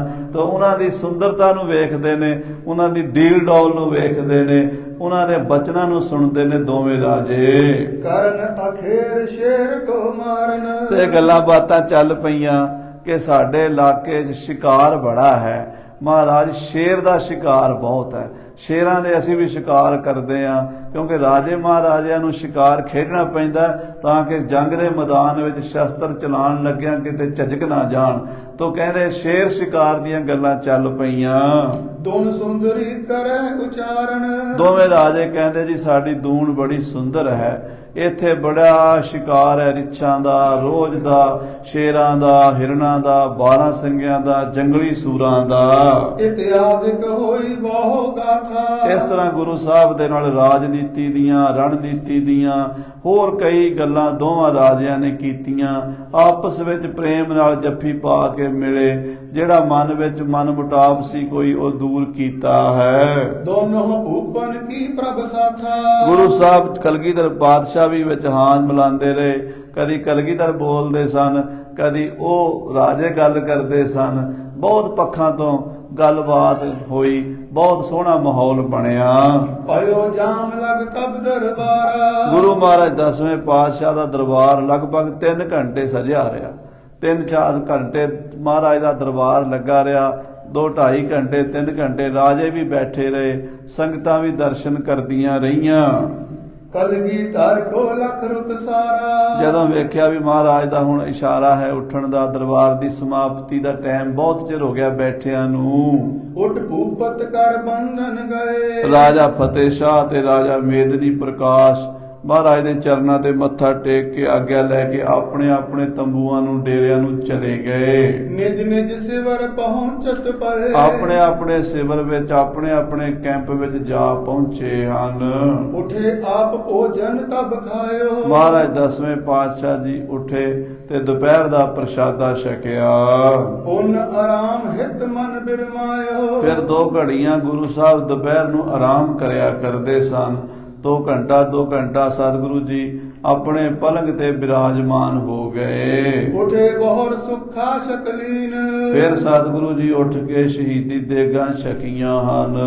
ਸੌਚ ਇਸ਼ਨਾਨ ਸਕਲ ਤਨ ਕੀਨ। ਔਰ ਫਿਰ ਸੌਚ ਇਸ਼ਨਾਨ ਕੀਤਾ ਹੈ। ਜਾਮ ਦਿਵਸ ਤੇ ਹੇਤ ਅਖੇਰ। ਫਿਰ ਤੀਜਾ ਪਹਿਰ ਜਦੋਂ ਹੁੰਦਾ ਹੈ ਸਾਧ ਸੰਗਤ ਜੀ 3 ਵਜੇ ਨੇ, ਮਹਾਰਾਜ ਸੱਚੇ ਪਾਤਸ਼ਾਹ ਇਸ਼ਨਾਨ ਪਾਨ ਕਰਕੇ ਕਮਰ ਕਸਾ ਕਰਕੇ ਸ਼ਿਕਾਰ ਨੂੰ ਚੜੇ ਹਨ। ਭਏ ਅਰੂੜ ਤੁਰੰਗਮ ਫੇਰ। ਆਪਣੇ ਘੋੜੇ ਤੇ ਸਵਾਰ ਹੋ ਕੇ ਕਲਗੀਧਰ ਪਾਤਸ਼ਾਹ ਜੀ ਸ਼ਿਕਾਰ ਨੂੰ ਗਏ ਹਨ। ਦੋਨੋਂ ਭੂਪਤ ਸੰਗ ਚੜਾਏ। ਰਾਜਾ ਮੇਦਨੀ ਪ੍ਰਕਾਸ਼ ਤੇ ਰਾਜਾ ਫਤਿਹ ਸ਼ਾਹ ਨੂੰ ਵੀ ਨਾਲ ਲੈ ਕੇ ਗਏ ਹਨ ਸ਼ਿਕਾਰ ਤੇ। ਬਨ ਮਹਿ ਵਿਚਰੇ ਖਗ ਮਿਰਗ ਘਾਏ। ਮਹਾਰਾਜ ਪੌਂਟੇ ਸਾਹਿਬ ਦੇ ਨੇੜੇ ਤੇੜੇ 5-10 ਮੀਲ ਦੇ ਵਿੱਚ ਵਿਚਰੇ ਹਨ ਤੇ ਬਹੁਤ ਸਾਰੇ ਜੰਗਲੀ ਜਾਨਵਰਾਂ ਦਾ ਸ਼ਿਕਾਰ ਖੇਡਿਆ ਹੈ। ਅਨੇਕ ਬਿਲਾਸ ਵਿਪਨ ਮਹਿ ਕਰੇ। ਔਰ ਜੰਗਲ ਵਿੱਚ ਅਨੇਕਾਂ ਹੀ ਮਹਾਰਾਜ ਸੱਚੇ ਪਾਤਸ਼ਾਹ ਜੀ ਨੇ ਬਿਲਾਸ ਕੀਤੇ ਸ਼ਿਕਾਰ ਖੇਡਣ ਦੇ। ਸੰਧਿਆ ਜਾਨ ਸਿਵਰ ਕੋ ਫਿਰੇ। ਜਦੋਂ ਰਹਿ ਰਾਸ ਦਾ ਟਾਈਮ ਹੋਣ ਲੱਗਾ ਤਾਂ ਸਤਿਗੁਰੂ ਜੀ ਵਾਪਸ ਪੌਂਟਾ ਸਾਹਿਬ ਵੱਲ ਮੁੜ ਪਏ। ਦੌੜ ਕੋਹੀਆ ਇੱਕ ਤਬ ਆਇਓ। ਇਹਨੇ ਨੂੰ ਇੱਕ ਪਹਾੜੀਆ ਦੌੜ ਕੇ ਆਇਆ, ਮਹਾਰਾਜ 10ਵੇਂ ਪਾਤਸ਼ਾਹ ਦੇ ਅੱਗੋਂ ਦੀ ਆ ਕੇ ਮਿਲਿਆ। ਊਚ ਪੁਕਾਰਤ ਬਾਕ ਸੁਨਾਇਓ। ਪਹਾੜੀਏ ਨੇ ਉੱਚੀ ਆਵਾਜ਼ ਵਿੱਚ ਮਹਾਰਾਜ ਨੂੰ ਪੁਕਾਰ ਕੇ ਬੇਨਤੀ ਕੀਤੀ। ਪ੍ਰਭ ਜੀ ਬੜੋ ਕੇ ਹਰੀ ਜੋਏ। ਇਹ ਮਹਾਰਾਜ ਜੀ ਸੱਚੇ ਪਾਤਸ਼ਾਹ ਜੀ, ਇਸ ਇਲਾਕੇ ਦੇ ਵਿੱਚ ਇੱਕ ਬੜਾ ਭਿਆਨਕ ਸ਼ੇਰ ਆ ਗਿਆ ਹੈ। ਸਗਰੀ ਦੂਣ ਜਾਣਤੀ ਸੋਏ। ਉਹ ਬੜਾ ਪੁਰਾਣਾ ਸ਼ੇਰ ਹੈ, ਬੜਾ ਵੱਡਾ ਸ਼ੇਰ ਹੈ ਤੇ ਸਾਰੀ ਦੂਣ ਉਹਨੂੰ ਜਾਣਦੀ ਹੈ। ਕੋਈ ਨਾ ਮਾਰ ਸਕਿਓ ਬੜ ਦਾਰੁਨ। ਉਹ ਇੰਨਾ ਭਿਆਨਕ ਹੈ, ਇੰਨਾ ਖਤਰਨਾਕ ਬੱਬਰ ਸ਼ੇਰ ਹੈ ਵੀ ਉਹਨੂੰ ਅੱਜ ਤਾਈਂ ਕੋਈ ਮਾਰ ਨਹੀਂ ਸਕਿਆ, ਉਹਦਾ ਕੋਈ ਸ਼ਿਕਾਰ ਨਹੀਂ ਕਰ ਸਕਿਆ। ਗੋ ਮਹਿ ਕੀ ਸੋ ਕਰਤ ਸੰਘਾਰਨ। ਮਹਾਰਾਜ ਉਹ ਸ਼ੇਰ ਬੜਾ ਨੁਕਸਾਨ ਕਰਦਾ, ਸਾਡੀਆਂ ਗਊਆਂ ਮੱਝਾਂ ਮਾਰ ਦਿੰਦਾ, ਜੋ ਕੋਈ ਉਹਦਾ ਸਾਹਮਣੇ ਆਵੇ ਪਾੜ ਕੇ ਖਾ ਜਾਂਦਾ। ਕਈ ਤਾਂ ਉਹਨੇ ਬੰਦੇ ਵੀ ਸਾਡੇ ਇਲਾਕੇ ਦੇ ਮਾਰੇ ਹੋਏ ਨੇ। ਕਿਤਕ ਦਿਵਸ ਮਹਿ ਇਹ ਦ੍ਰਿਸ਼ਟਾਇਓ। ਮਹਾਰਾਜ ਕੁਝ ਦਿਨਾਂ ਬਾਅਦ ਹੁਣ ਫੇਰ ਆ ਗਿਆ। ਪਹਿਲਾਂ ਤਾਂ ਕਿਤੇ ਚਲਾ ਗਿਆ ਸੀ ਤੇ ਹੁਣ ਕਈ ਮਹੀਨਿਆਂ ਪਿੱਛੋਂ ਫੇਰ ਦੂਣ ਚ ਨਿਕਲ ਆਇਆ ਸਾਡੇ ਇਲਾਕੇ ਵਿੱਚ। ਗਇਓ ਤੋ ਕਿਤ ਅਬ ਚਲੇ ਆਇਓ। ਪਿੱਛੇ ਕਿਤੇ ਗਿਆ ਹੋਇਆ ਸੀ, ਫੇਰ ਇੱਧਰ ਆ ਗਿਆ ਪਹਾੜਾਂ ਵਿੱਚੋਂ। ਉਹ ਸ਼ੇਰ ਮਹਾਰਾਜ ਬੜਾ ਖਤਰਨਾਕ ਹੈ, ਬਹੁਤ ਭਿਆਨਕ, ਉਹਦੀ ਡਰਾਉਣੀ ਸ਼ਕਲ ਹੈ। ਇੱਕੋ ਪੰਜੇ ਨਾਲ ਮੱਝ ਗਾਂ ਕੋਈ ਹੋਵੇ ਥਾਂ ਹੀ ਰੱਖ ਲੈਂਦਾ ਤੇ ਪਾੜ ਕੇ ਖਾ ਜਾਂਦਾ ਹੈ। ਦੋਨੋਂ ਸੁਨਿਓ। ਜਦੋਂ ਇਹ ਬਚਨ ਰਾਜੇ ਫਤਿਹ ਸ਼ਾਹ ਅਤੇ ਰਾਜੇ ਮੇਦਨੀ ਪ੍ਰਕਾਸ਼ ਅਤੇ ਸ੍ਰੀ ਗੁਰੂ ਗੋਬਿੰਦ ਸਿੰਘ ਸਾਹਿਬ ਜੀ ਨੇ ਉਸ ਪਹਾੜੀਏ ਤੋਂ ਸੁਣਿਆ, ਸੰਧਿਆ ਕਰੀ ਜਾਨ ਪ੍ਰਭ ਭਨਿਓ। ਮਹਾਰਾਜ ਕਹਿੰਦੇ ਹੁਣ ਤਾਂ ਹਨੇਰਾ ਪੈਣ ਲੱਗਾ, ਰਹਿ ਰਾਸ ਦਾ ਸਾਡਾ ਨਿਤਨੇਮ ਦਾ ਸਮਾਂ ਹੈ। ਆਪਣਾ ਸਮੋ ਮਾਰਨ ਕੋ ਰਹਿਓ। ਇਸ ਵੇਲੇ ਜਾਨਵਰ ਨੂੰ ਮਾਰਨਾ ਚੰਗਾ ਨਹੀਂ ਹੈ, ਕਿਉਂਕਿ ਸ਼ਿਕਾਰ ਵਾਲਿਆਂ ਦੇ ਵੀ ਕੋਈ ਨਿਯਮ ਹੁੰਦੇ ਨੇ, ਕੋਈ ਮਰਿਆਦਾ ਹੁੰਦੀ ਹੈ। ਉਹ ਵੀ ਐਵੇਂ ਬੇਟਾਈਮਾ ਕਿਸੇ ਜਾਨਵਰ ਨੂੰ ਤੰਗ ਨਹੀਂ ਕਰਦੇ। ਮਹਾਰਾਜ ਕਹਿੰਦੇ ਇਹ ਸਮਾਂ ਨਹੀਂ ਹੈ ਉਹਦਾ ਸ਼ਿਕਾਰ ਖੇਡਣ ਦਾ। ਚਲੇ ਪ੍ਰਾਤ ਜਿਸ ਥਲ ਤੈ ਲਹਿਓ। ਸਵੇਰੇ ਤੂੰ ਦੱਸੀ ਕਿੱਥੇ ਹੈ, ਸਵੇਰੇ ਚੱਲਾਂਗੇ, ਲੱਭਾਂਗੇ ਉਹਨੂੰ ਤੇ ਉਹਦਾ ਸ਼ਿਕਾਰ ਖੇਡਾਂਗੇ ਅਸੀਂ। ਪ੍ਰਭ ਬਚ ਜੁਗ ਭੂਪਨ ਸਨਮਾਨਾ। ਇਹ ਗੱਲ ਰਾਜਾ ਮੇਦਨੀ ਪ੍ਰਕਾਸ਼ ਨੂੰ ਵੀ ਜੱਚ ਗਈ ਤੇ ਰਾਜਾ ਫਤਿਹ ਸ਼ਾਹ ਨੂੰ ਵੀ। ਉਹਨਾਂ ਨੇ ਵੀ ਆਖਿਆ ਵੀ ਹਾਂ ਮਹਾਰਾਜ ਹੁਣ ਤਾਂ ਰਹਿ ਰਾਸ ਦਾ ਨਿਤਨੇਮ ਦਾ ਸੰਧਿਆ ਦਾ ਸਮਾਂ ਹੈ। ਇਸ ਵੇਲੇ ਆਪਾਂ ਜੰਗਲ 'ਚ ਹਨੇਰੇ 'ਚ ਉਹਨੂੰ ਕਿੱਥੋਂ ਲੱਭਾਂਗੇ, ਕਿਵੇਂ ਮਾਰਾਂਗੇ, ਸਵੇਰੇ ਉਹਦਾ ਸ਼ਿਕਾਰ ਖੇਡਾਂਗੇ। ਆਪ ਪ੍ਰਭਾਤੀ ਕਰੋ ਬਿਆਨਾ। ਸਤਿਗੁਰੂ ਜੀ ਆਪ ਅੰਮ੍ਰਿਤ ਵੇਲੇ ਚੱਲੋ, ਅਸੀਂ ਵੀ ਨਾਲ ਚੱਲਾਂਗੇ। ਹਮ ਸਭ ਚੜ੍ਹੇ ਤਮਾਸਾ ਲਹੈ। ਮਹਾਰਾਜ ਅਸੀਂ ਵੀ ਸ਼ੇਰ ਦੇ ਸ਼ਿਕਾਰ ਦਾ ਆਨੰਦ ਮਾਣਾਂਗੇ, ਵੇਖਾਂਗੇ ਆਪ ਜੀ ਕਿਵੇਂ ਸ਼ਿਕਾਰ ਖੇਡਦੇ ਹੋ, ਅਸੀਂ ਵੀ ਖੇਡਾਂਗੇ। ਮਾਰਹਿ ਘੇਰ ਨਹਿ ਬਚ ਰਹੈ। ਮਾਰਾਂਗੇ ਉਸ ਸ਼ੇਰ ਨੂੰ ਭਾਵੇਂ ਜਿਵੇਂ ਵੀ ਹੋਵੇ, ਅਸੀਂ ਵੀ ਪੂਰਾ ਜ਼ੋਰ ਲਾਵਾਂਗੇ, ਬਚਣ ਨਹੀਂ ਦਿਆਂਗੇ, ਕਿਉਂਕਿ ਉਹ ਸਾਡੇ ਇਲਾਕੇ ਦੇ ਲੋਕਾਂ ਨੂੰ ਤੰਗ ਕਰਦਾ ਹੈ, ਸਾਡੇ ਇਲਾਕੇ ਦੇ ਮਾਲ ਡੰਗਰ ਨੂੰ ਨੁਕਸਾਨ ਪਹੁੰਚਾਉਂਦਾ ਹੈ। ਇਮ ਕਹਿ ਗਮਨੇ ਸਨਮੁਖ ਡੇਰੇ। ਇਸ ਤਰ੍ਹਾਂ ਉਸ ਪਹਾੜੀਏ ਨੂੰ ਨਾਲ ਲੈ ਲਿਆ ਤੇ ਕਲਗੀਧਰ ਪਾਤਸ਼ਾਹ ਪਹੁੰਟੇ ਸਾਹਿਬ ਵਾਪਸ ਆ ਗਏ ਰਾਜਿਆਂ ਸਮੇਤ।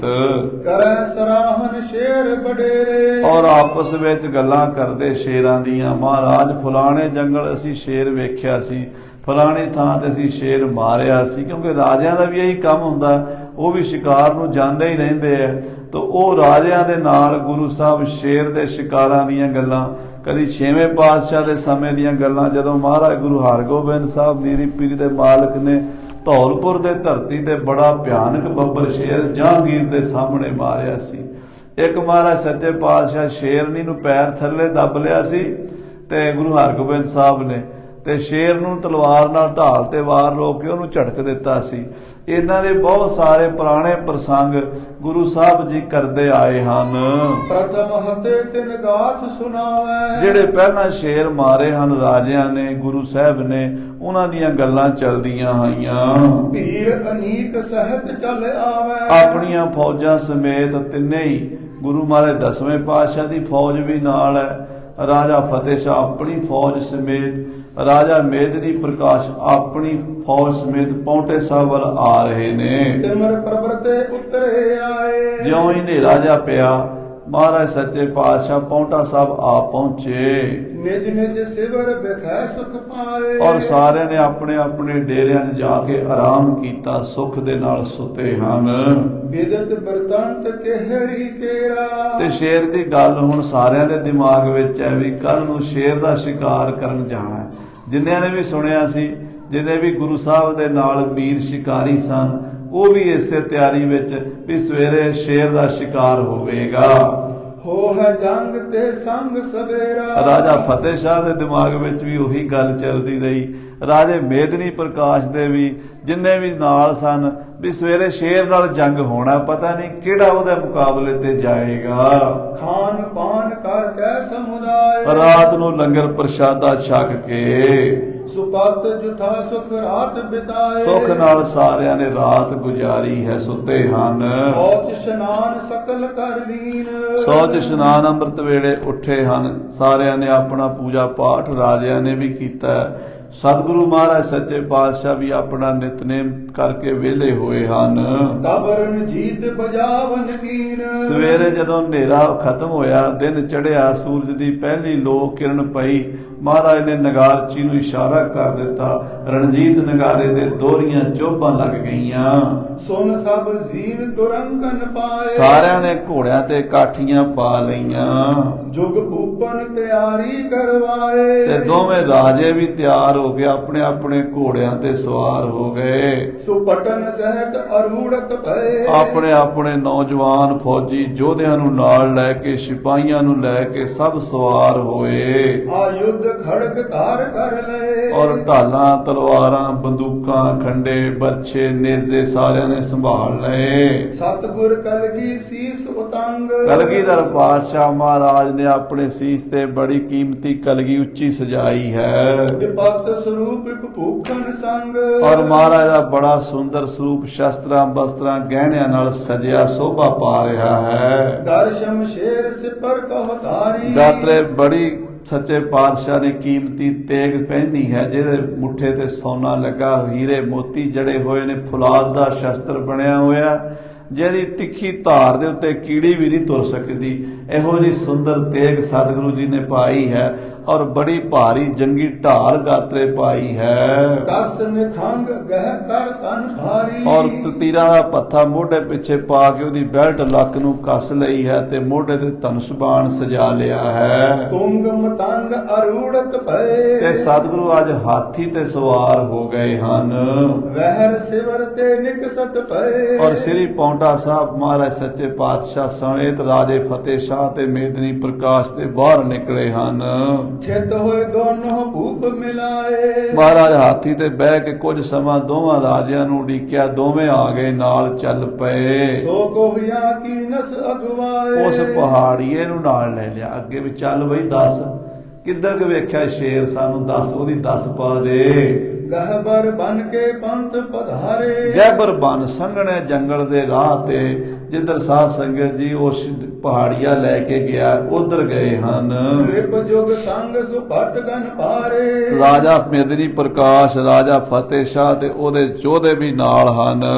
ਦਲ ਕੋ ਪਰਾ ਦੂਰ ਲਗ ਕਰਿਓ ਕਹਿੰਦੇ ਗੁਰੂ ਦੀ ਫੌਜ ਰਾਜਿਆਂ ਦੀ ਫੌਜ ਦੂਰ ਦੂਰ ਤੱਕ ਪਰਾ ਭੱਜਾ ਹੋਇਆ ਕਿਉਂਕਿ ਰਾਜਿਆਂ ਦੀ ਫੌਜ ਵੀ ਬੜੀ ਹੈ ਤੇ ਗੁਰੂ ਕੀ ਫੌਜ ਵੀ ਬਹੁਤ ਜ਼ਿਆਦਾ ਹੈ ਯਾਨੀ ਕਿ ਹਜ਼ਾਰਾਂ ਦੇ ਹਿਸਾਬ ਨਾਲ ਘੋੜ ਸਵਾਰ ਅੱਗੇ ਪਿੱਛੇ ਤੁਰ ਪਏ ਸ਼ਿਕਾਰ ਖੇਡਣ। ਖੋਜਦ ਭਏ ਹੋਏ ਕਿਤ ਫਿਰਿਓ ਉਹ ਪਹਾੜੀਆ ਅੱਗੇ ਅੱਗੇ ਗੁਰੂ ਸਾਹਿਬ ਨੂੰ ਦੱਸਦਾ ਜਾਂਦਾ ਮਹਾਰਾਜ ਇਸ ਪਾਸੇ ਆਓ ਇਸ ਇਲਾਕੇ 'ਚ ਉਹ ਸ਼ੇਰ ਫਿਰਦਾ ਹੈ। ਜਬ ਵਿਸਾਲ ਬਨ ਗਾਹਨ ਕੀਨਾ ਜਦੋਂ ਬਹੁਤ ਜੰਗਲ ਗਾਇਆ ਬਹੁਤ ਜੰਗਲ ਵਿੱਚ ਦੂਰ ਦੂਰ ਤਾਈਂ ਗਏ ਸੁਗਮ ਬਿਖਮ ਥਲ ਖੋਜ ਸਲੀਨਾ ਸੌਖੀਆਂ ਥਾਵਾਂ ਵੀ ਸਨ ਔਖੀਆਂ ਥਾਵਾਂ ਵੀ ਸਨ ਔਖੀਆਂ ਔਖੀਆਂ ਘਾਟੀਆਂ ਉੱਚੇ ਨੀਵੇਂ ਥਾਂ ਕਿਤੇ ਪਹਾੜੀ ਨਦੀਆਂ ਨਾਲੇ ਹਨ ਕਿਤੇ ਸਾਧ ਸੰਗਤ ਜੀ ਬੜੀਆਂ ਝਾੜੀਆਂ ਹਨ ਕਿਤੇ ਉੱਚੇ ਨੀਵੇਂ ਟਿੱਬੇ ਹਨ। ਉਹ ਤੁਸੀਂ ਇਲਾਕਾ ਪੌਂਟਾ ਸਾਹਿਬ ਜਾ ਕੇ ਕਦੀ ਦੇਖੋ ਜਿੱਥੇ ਇਹ ਗੁਰਦੁਆਰਾ ਸ਼ੇਰਗਾਹ ਸਾਹਿਬ ਬਣਿਆ ਹੋਇਆ ਹੈ ਉਸ ਪਾਸੇ ਸਤਿਗੁਰੂ ਕਲਗੀਧਰ ਜੀ ਮਹਾਰਾਜ ਸੱਚੇ ਪਾਤਸ਼ਾਹ ਸ਼ਿਕਾਰ ਖੇਡਣ ਗਏ ਹਨ। ਕੇਤਕ ਪਹਾੜੇ ਸ਼ੁਕਰ ਮਾਰੇ ਕੋਈ ਪਾੜੇ ਮਾਰੇ ਹਨ ਕਈ ਜੰਗਲੀ ਸੂਰ ਵੀ ਮਾਰੇ ਹਨ। ਅੱਜ ਹੋਤ ਕੋਲਾਹਲ ਵਿਪਨ ਮਝਾਰੇ ਜੰਗਲ ਵਿੱਚ ਬੜੀ ਕੋਲਾਹਲ ਮਚੀ ਹੋਈ ਹੈ ਜੰਗਲੀ ਜਾਨਵਰਾਂ ਦਾ ਹਾਹਾਕਾਰ ਮਚਿਆ ਹੋਇਆ ਹੈ। ਕੰਟਕ ਸਹਿਤ ਮਹਿਰ ਹੋ ਕਰੇ ਬੜੇ ਦਰਖਤ ਖੜੇ ਹਨ ਬ੍ਰਿਸ਼ ਖੜੇ ਹਨ ਕੰਡਿਆਂ ਵਾਲੇ ਸ਼ਾਖਾ ਉਰਜੀ ਸੰਗ ਨੇ ਖਰੇ ਉਹਨਾਂ ਦੀਆਂ ਟਾਹਣੀਆਂ ਉਲਝੀਆਂ ਹੋਈਆਂ ਨੇ। ਬਾਗ ਵਿੱਚ ਤੇ ਜੰਗਲ 'ਚ ਫਰਕ ਹੁੰਦਾ ਬਾਗ ਦੇ ਵਿੱਚ ਬੂਟੇ ਬੜੀ ਤਰਤੀਬ ਨਾਲ ਲਾਏ ਹੁੰਦੇ ਨੇ ਜੰਗਲ 'ਚ ਨੇਚਰਲੀ ਲੱਗੇ ਹੁੰਦੇ ਨੇ ਕੰਡੇ ਵਿੱਚ ਝਾੜੀਆਂ ਕੋਈ ਰਾਹ ਹੀ ਨਹੀਂ ਲੱਭਦਾ। ਇਹੋ ਜਿਹੇ ਜੰਗਲ ਵਿੱਚ ਸਤਿਗੁਰੂ ਜੀ ਗਏ ਹਨ। ਉੱਚੀ ਸਰਲੀ ਸਾਲ ਵਿਸਾਲਾ ਕਹਿੰਦੇ ਚੀੜ ਦੇ ਬੜੇ ਬੜੇ ਉੱਚੇ ਦਰਖਤ ਹਨ ਸਾਲ ਦੇ ਦਰਖਤ ਹਨ ਬਦਰੀ ਖਦਰ ਕਰੋਂਜੇ ਜਾਲਾ ਬੇਰੀ ਦੇ ਦਰਖਤ ਹਨ ਤੇ ਖਦਰ ਖੈਰ ਦੇ ਹਨ ਤੇ ਕਰੂੰਜੂਏ ਦੇ ਦਰਖਤ ਹਨ। ਨੀਠ ਨੀਠ ਜਹ ਗਮਨ ਜਾਏ ਕਹਿੰਦੇ ਹੌਲੇ ਹੌਲੇ ਜਿੱਥੇ ਜਾ ਸਕਦਾ ਬੰਦਾ ਤੇਜ਼ ਤੁਰ ਨਹੀਂ ਸਕਦਾ ਘੋੜੇ ਵੀ ਨਹੀਂ ਤੁਰ ਸਕਦੇ ਝਾੜੀਆਂ ਐਸੀਆਂ ਹਨ। ਇਮ ਖੋਜਿਓ ਵਿਚਰਤ ਸਭ ਥਾਏ ਇਸ ਤਰ੍ਹਾਂ 10ਵੇਂ ਪਾਤਸ਼ਾਹ ਜੀ ਮਹਾਰਾਜ ਗੁਰੂ ਗੋਬਿੰਦ ਸਿੰਘ ਸਾਹਿਬ ਜੀ ਕਲਗੀਧਰ ਜੀ ਅਤੇ ਰਾਜਾ ਮੇਦਨੀ ਪ੍ਰਕਾਸ਼ ਰਾਜਾ ਫਤਿਹ ਸ਼ਾਹ ਆਪਣੀਆਂ ਫੌਜਾਂ ਸਮੇਤ ਸ਼ੇਰ ਨੂੰ ਲੱਭਦੇ ਫਿਰਦੇ ਹਨ। ਕਹਿਓ ਕੋਹੀਏ ਕੇਹਰ ਕੇਰਾ ਉਹ ਜਿਹੜਾ ਪਹਾੜੀਆ ਸੀ ਨਾ ਉਹ ਇਲਾਕੇ ਦਾ ਬੜਾ ਭੇਤੀ ਸੀ ਗਲੀਆਂ ਦਾ ਪਿੰਡਾਂ ਦਾ ਤੇ ਜੰਗਲਾਂ ਦਾ। ਉਹ ਪਹਾੜੀਆ ਕਹਿੰਦਾ ਗੁਰੂ ਜੀ ਦੇਖੋ ਪੱਗ ਕੋ ਖੋਜ ਵਡੇਰਾ ਆਹ ਵੇਖੋ ਸ਼ੇਰ ਦੀ ਪੈੜ ਲੱਭ ਗਈ ਹੈ ਇੱਥੋਂ ਸ਼ੇਰ ਲੰਘਿਆ ਉਹਨੇ ਸ਼ੇਰ ਦੀ ਪੈੜ ਲੱਭ ਕੇ ਜਿੱਥੋਂ ਲੰਘਿਆ ਹੋਵੇਗਾ ਕੱਲ, ਉਹਦੇ ਪਿੱਛੇ ਪਿੱਛੇ ਤੁਰਨਾ ਜਾਰੀ ਕੀਤਾ ਹੈ। अब ही गए और हो सब धन्ना। ਮਹਾਰਾਜ ਸ਼ੇਰ ਦੀ ਜਿਹੜੀ ਪੈੜ ਹੈ ਇਹ ਨਵੀਂ ਹੈ, ਹੁਣੇ ਹੀ ਗਿਆ, ਬਹੁਤ ਦੂਰ ਨਹੀਂ, ਹੁਣ ਸਾਵਧਾਨ ਹੋ ਜਾਓ, ਕਿਸੇ ਵੇਲੇ ਵੀ ਅਟੈਕ ਕਰ ਸਕਦਾ। ਜੇ ਕਿਤੇ ਨੇੜੇ ਝਾੜੀਆਂ 'ਚ ਲੁਕਿਆ ਹੋਇਆ ਤੇ ਉਹ ਕਿਸੇ ਨੂੰ ਵੀ, ਘੋੜੇ ਨੂੰ ਵੀ ਨੁਕਸਾਨ ਪਹੁੰਚਾ ਸਕਦਾ ਹੈ, ਕਿਸੇ ਜਵਾਨ ਨੂੰ ਵੀ ਨੁਕਸਾਨ ਪਹੁੰਚਾ ਸਕਦਾ ਹੈ। ਹੁਣ ਆਪਣੇ ਆਪਣੇ ਸ਼ਾਸਤਰ ਕੱਸ ਲਵੋ, ਪਤਾ ਨਹੀਂ ਉਹ ਸ਼ੇਰ ਕਿੱਥੇ ਬੈਠਾ ਹੋਵੇ। निक सह करे चोट बलवाना। ਤੇ ਬਹੁਤ ਵੱਡਾ ਸ਼ੇਰ ਹੈ ਸਾਧ ਸੰਗਤ ਜੀ। ਉਹਦਾ ਕੱਦ ਉਹਦੇ ਪਿਛਲੇ ਪਾਸਿਓਂ ਅਗਲੇ ਪੰਜਿਆਂ ਤੱਕ 14 ਫੁੱਟ ਦੀ ਮਾਰ ਸੀ ਉਹਦੀ। ਕਹਿੰਦੇ ਇੰਨਾ ਲੰਮਾ ਹੋ ਜਾਂਦਾ ਸੀ ਜਦੋਂ ਏਦਾਂ ਮਾਰਦਾ ਸੀ। ਤੇ ਬੰਦੇ ਦੀ ਲੰਬਾਈ ਵੱਧ ਤੋਂ ਵੱਧ 6 ਫੁੱਟ ਹੁੰਦੀ ਹੈ, ਤੇ 14 ਫੁੱਟ ਤੱਕ ਜਿਹੜਾ ਮਾਰ ਕਰਦਾ ਇਦਾਂ, ਉਹਦਾ ਬੰਦਾ ਕੀ ਝਾਲ ਚੱਲੇਗਾ। ਤੇ ਮਾਰਾ ਉਹ ਸ਼ੇਰ ਬੜਾ ਵੱਡਾ ਹੈ, ਬੜਾ ਭਿਆਨਕ ਹੈ। दोनों नृप बहुत संग सुधीरा। ਦੋਵੇਂ ਰਾਜਾ ਮੇਦਨੀ ਪ੍ਰਕਾਸ਼, ਰਾਜਾ ਫਤਿਹ ਸ਼ਾਹ ਗੁਰੂ ਸਾਹਿਬ ਦੇ ਸੱਜੇ ਖੱਬੇ ਹਨ। गमनत जात अगर गुर धीरा। ਤੇ ਉਹਨਾਂ ਦੀ ਫੌਜ ਵੀ ਹੈ, ਤੇ ਕਲਗੀਧਰ ਪਾਤਸ਼ਾਹ ਬੜੇ ਹੌਸਲੇ ਨਾਲ ਅੱਗੇ ਅੱਗੇ ਜਾ ਰਹੇ ਹਨ। संग ने वृक्ष उलंघत भये। ਬੜੀਆਂ ਸੰਘਣੀਆਂ ਝਾੜੀਆਂ, ਸੰਘਣੇ ਦਰਖਤਾਂ ਨੂੰ ਲੰਘ ਕੇ ਗਏ ਨੇ। उन आछे थल मह चल गए। ਅੱਗੇ ਜਾ ਕੇ ਥੋੜਾ ਸਾਫ਼ ਜਿਹਾ ਮੈਦਾਨ ਵੀ ਮਿਲਿਆ, ਥੋੜੀ ਜਿਹੀ ਥਾਂ ਖੁੱਲੀ ਮਿਲੀ ਹੈ। तिसके निकट बिख मिक थाए। ਉਹ ਝਾੜੀਆਂ ਦੇ ਵਿੱਚ ਇੱਕ ਬੜੀ ਔਖੀ ਜੀ ਘਾਟੀ, ਔਖੀ ਜੀ ਝਾੜੀ ਹੈ, ਔਖਾ ਜਿਹਾ ਇੱਕ ਥਾਂ ਹੈ। कंटक सहत वृक्ष की छाए। ਉੱਥੇ ਕੰਡਿਆਂ ਵਾਲੇ ਦਰਖਤ ਵੀ ਨੇ, ਤੇ ਇੱਕ ਬਹੇੜੇ ਦਾ ਦਰਖਤ ਹੈ। ਉਸ ਬਹੇੜੇ ਦੀ ਛਾਂ ਵਿੱਚ सुपत परयो निज पाए पसारे। ਉਹ ਸ਼ੇਰ ਸੁੱਤਾ ਪਿਆ, ਪੈਰ ਪਸਾਰ ਕੇ, ਅੱਗੇ ਨੂੰ ਪੈਰ ਕਰਕੇ ਆਰਾਮ ਨਾਲ ਸੁੱਤਾ ਹੈ। तृप्त्यो आमिक कीन आहारे। ਚੰਗਾ ਕਿਤੇ ਸ਼ਿਕਾਰ ਮਿਲਿਆ ਹੋਣਾ, ਤੇ ਮਾਰ ਕੇ ਖਾ ਕੇ ਰੱਜ ਕੇ ਆਇਆ। ਜਦੋਂ ਮਾਰ ਕੇ ਸ਼ਿਕਾਰ ਖਾ ਲੈਂਦਾ ਫਿਰ ਸੌਂ ਜਾਂਦਾ ਬੇਫਿਕਰ ਹੋ ਕੇ। ਤੋ ਸ਼ੇਰ ਸੁੱਤਾ ਪਿਆ ਉਸ ਝਾੜੀਆਂ 'ਚ ਬਹੇੜੇ ਦੇ ਦਰਖਤ ਥੱਲੇ। जब है रेखा है की होई। ਜਦੋਂ ਘੋੜਿਆਂ ਦੇ ਹਿਣਕਣ ਦੀ ਆਵਾਜ਼ ਆਈ, सुनियो शब्द औचक दिन सोई। ਘੋੜਿਆਂ ਦੇ ਹਿਣਕਣ ਦੀ ਆਵਾਜ਼ ਸ਼ੇਰ ਨੇ ਜਦੋਂ ਸੁਣੀ ਅਚਾਨਕ, त्याग नीत बल ते गुरनायो। ਕਹਿੰਦੇ ਫਿਰ ਅੱਖ ਖੁੱਲੀ, ਨੀਂਦ ਛੱਡੀ ਤੇ ਜ਼ੋਰ ਨਾਲ ਗਰਜਿਆ।